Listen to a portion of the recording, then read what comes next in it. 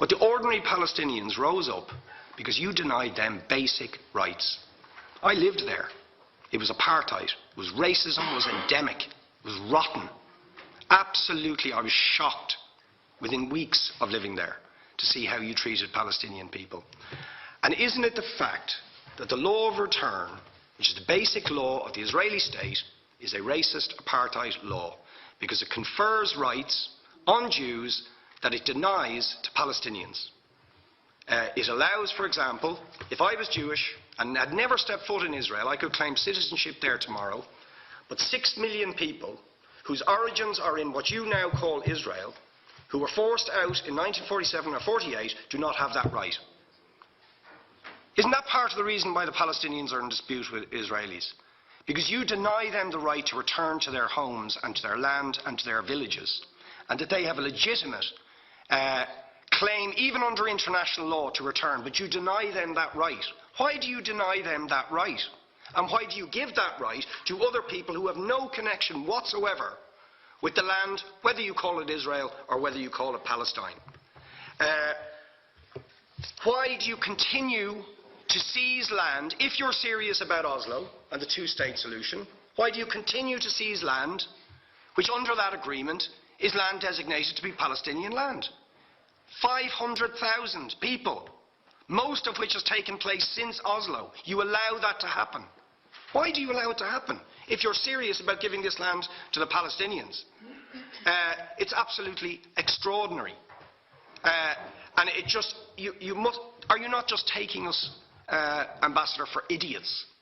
That you can say with a straight face, we're serious about peace, but while we're serious about peace, we're going to seize Palestinian land. And you expect the Palestinians to just sit back and do nothing about that. And the world to accept that that is an acceptable way to behave. And you asked earlier on, could we have some constructive solutions? Now you know what the Palestinian people have been asking for. Far less even than some people would ask for. Because I believe the whole apartheid system should be dismantled. But what they've asked for is to lift the siege of Gaza. Just to lift the siege of Gaza. Let them have an airport. Let them have ports.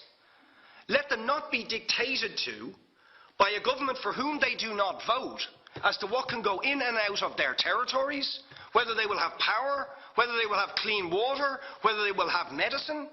What makes you think you're allowed to have nuclear weapons and the fourth biggest army in the world and visit destruction on the people of Gaza, but they have no right to defend themselves? They have no territorial sovereignty over that land. Would you ask questions, please? How do you justify that? Yeah. All right. How do you justify those double standards? And very lastly, Ambassador, people like Bishop Tutu, Nelson Mandela, and I would certainly describe your state as an apartheid state, with different laws for people depending on their race or religion. Now, isn't that just the case that, for example, at checkpoints going into the West Bank, there's a channel if you're Israeli or European, and there's a channel if you're Arab? Just because you're Arab. If you came into Dáil Éireann and they stopped you and said, "Are you Jewish?" "Oh no, sorry, you can't come in through the same entrance as Irish people or European people because you're Jewish," you would call that racism and apartheid. But yet, you practice that. You practice that with your checkpoints and your military barriers and your apartheid wall. How can you justify that?